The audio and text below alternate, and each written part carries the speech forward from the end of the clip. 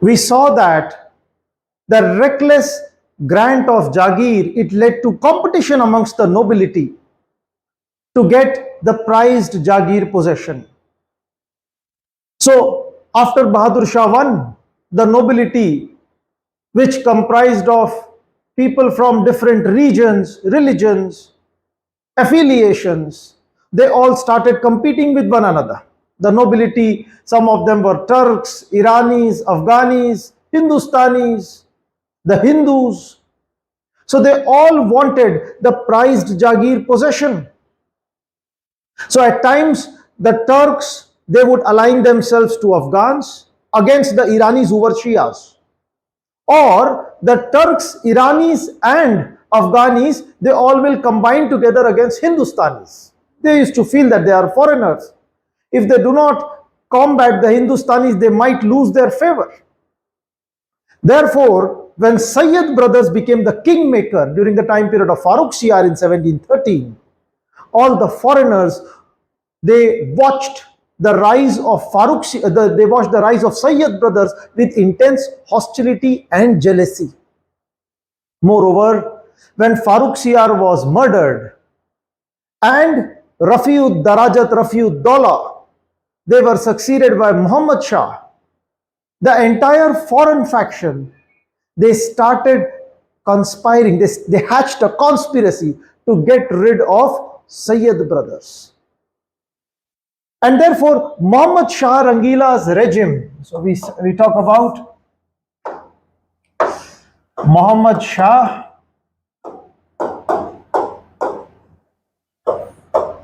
from 1720 up till 1748, it is characterized by a further deterioration of the Mughal Empire or the center. There will be rise of regional powers. Let us see how. Let us trace the descendancy. So we have already seen Muazzam crowning himself as Bahadur Shah, eliminating all his opponents. And we see Bahadur Shah was succeeded by Jahandar Shah.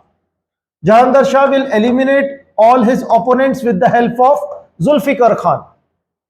Son of Azimus Shan was Farooq Shiar, who would eliminate Jahandar Shah. Farooq Shiar came to the throne with the help of Sayyid brothers. And Sayyid brothers, after executing Farooq Shiar, they would install Rafiud Darajat, followed by Rafiud Daulah. And after both of them, they would install Muhammad Shah. Muhammad Shah was son of Jahan Shah. You have to remember this. It's a factual question. So when you are talking about Muhammad Shah ruling from 1719 till 1748, we see this was the time period when there would be rise of regional powers. How did the regional powers rise? Now, amongst the Mughal court, there were four prominent foreigners, nobility or foreign nobility. We had Abdus Samad, who was the governor of Punjab, or you can say Lahore. Abdus Samad is very important governor. He is father of Zakaria Khan. Zakaria Khan, Saifullah too, he is known as a benevolent governor of Punjab, a very important ruler. And so also Abdus Samad. Second was Nizamul Mulk. Nizamul Mulk represented the Turk faction. So we will see he was mostly to control the Deccan in time to come. Third was Sadat Khan. Fourth was Muhammad Amin Khan.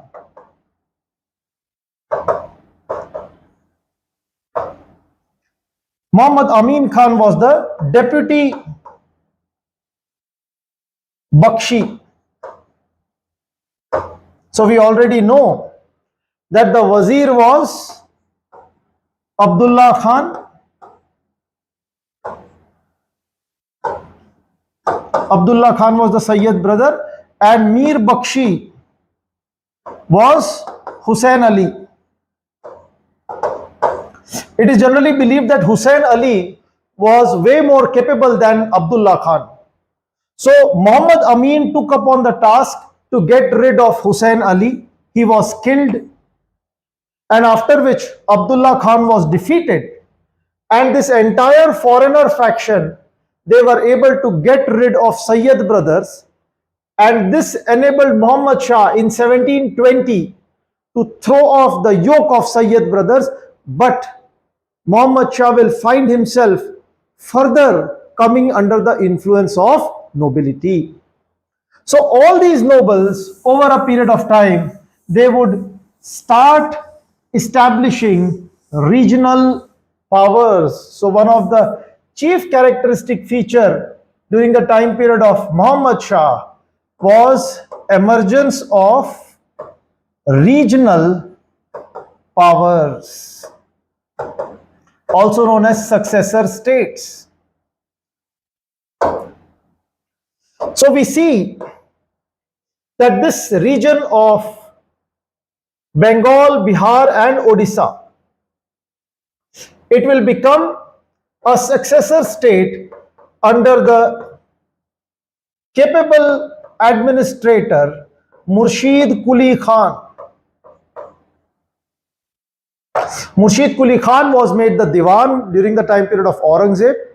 1717 he will also become the Nazim, and by 1727 he will nominate his grandson as the successor to the throne without taking, or he will nominate him autonomously. So we will see that by 1727 Bengal, Bihar and Odisha, it will become an autonomous state. Similarly, Awadh would become an autonomous state under Sadat Khan. Sadat Khan was known as Burhanul Mulk. It will be in 1722 that Sadat Khan, he would form an autonomous state of Awadh. And the entire region of Deccan. So when we are talking about the Deccan region, over here we will see Nizamul Mulk Chin Kilich Khan. He will form an autonomous state of Hyderabad. So we see during the time period of Muhammad Shah, there would be emergence of Awadh as an autonomous state under Sadat Khan Burhanul Mulk. There would be emergence of Bengal under Murshid Quli Khan, and there would be emergence of Hyderabad under Nizamul Mulk.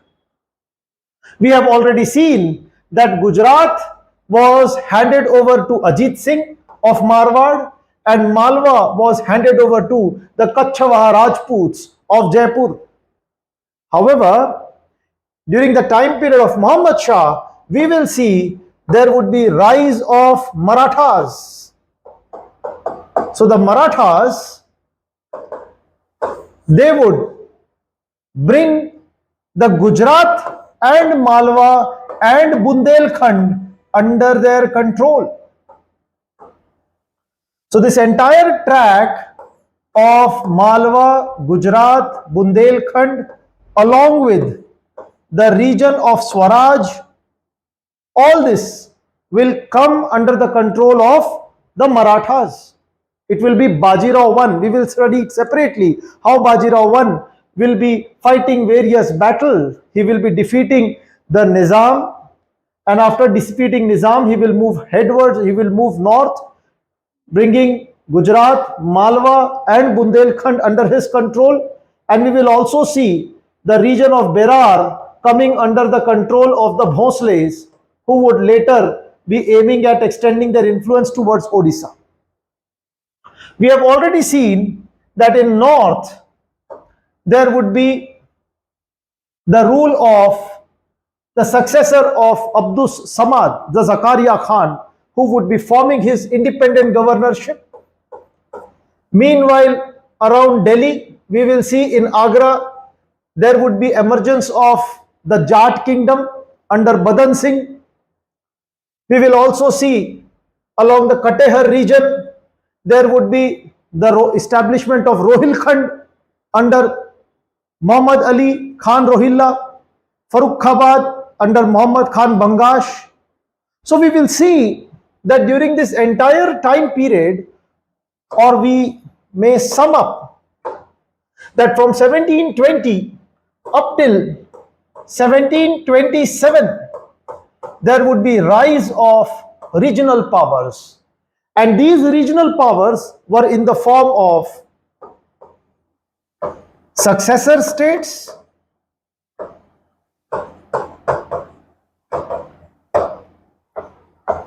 rebel states,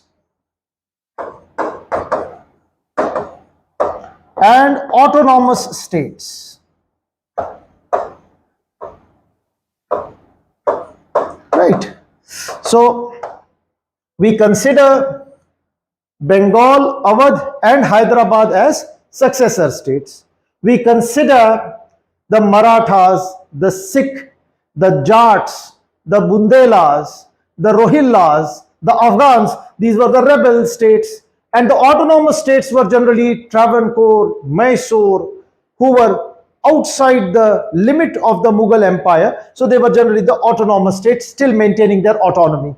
So by 1727, we see that regional powers had been established. The Mughal army continued to decline. One of the major reasons for the decline of Mughal army was slowly and steadily there was a relaxing, or the nobles, they were no more maintaining the Zat and Sawar. They started depending more upon mercenaries. Dag and Chehra system was done away with. And with this form of deterioration of army, we will see by 1730s, the Mughal Empire would be thrown open to rebellion. And the first rebellion like this shall occur in 1737, when Bajirao won. He will raid the outskirts of Delhi. Bajirao I was the successor of Balaji Vishwanath. Balaji Vishwanath ruled till 1719, following which we had Bajirao I ruling in that particular time period.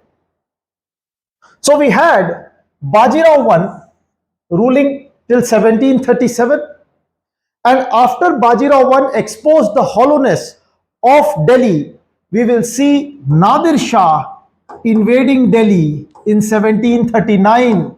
This is called the famous Nadir Shah's invasion.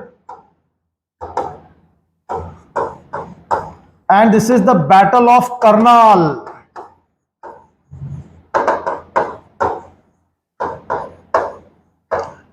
In this Battle of Karnal, we will see the Mughal army shall perish.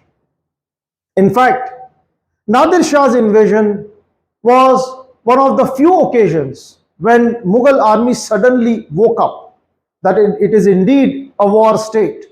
Hurriedly troops were organized. Nizamul Mulk came from Deccan, Sadat Khan came from Awadh, and they all still wanted to be the kingmaker. Nizamul Mulk was able to convince the invader Nadir Shah that you please go back, I'll give you 50 lakh rupees. But then Sadat Khan realized that this could lead to an ascendancy of Nizamul Mulk, the Turks. That is why Sadat Khan himself was an Irani, he was a Persian, and so was Nadir Shah. So Sadat Khan invited Nadir Shah to Delhi, that if you come to Delhi, he can give him more and more treasures. Because Sadat Khan wanted to be the real kingmaker. But when Nadir Shah came to Delhi, at that point of time, Sadat Khan was unable to fulfill the promise. And Sadat Khan had to drink a cup of poison. Entire Delhi was ravished by Nadir Shah. And Nadir Shah in 1739 had the khutbah read in his name.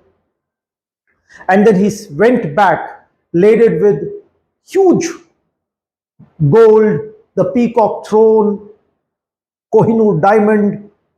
In fact, there was a large booty collected. Artisans, worksmen, all of them were being taken to Iran by Nadir Shah. On his way back, he met Zakaria Khan. Zakaria Khan was the governor of Lahore. Zakaria Khan is very famous for being just and humane. Nadir Shah met him. Nadir Shah respected Zakaria Khan. And when he met Zakaria Khan, he said, ask me something that you want to ask. So Zakaria Khan looked at the people who were enslaved by Nadir Shah and he begged that let these people be free. Subsequently, Nadir Shah had to let them free. Nadir Shah's invasion was a big insult, or it was a big exposure of the Mughal Empire at the center. All the regional powers were further emboldened that now Mughal power at the center is no more capable of containing any form of invasion. And therefore, in 1740s, we saw the Mughal Empire underwent further decay and deterioration up till the time period of 1748, when we will see that once more the Mughal Empire was subjected to invasion, and that was the Afghan invasion. Ahmad Shah Abdali, he will invade India, but Ahmad Shah Abdali would be defeated by the successor of Muhammad Shah, Ahmad Shah Bahadur. So we will see Ahmad Shah Bahadur defeating Ahmad Shah Abdali in the Battle of Manpur.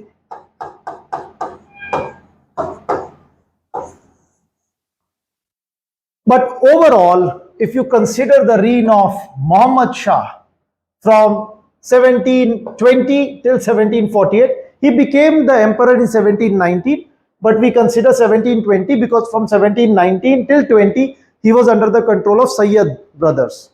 So from 1720 till 1748, that is the reign of Muhammad Shah. And during this time period, the characteristic feature is rise of regional power and further deterioration of central authority.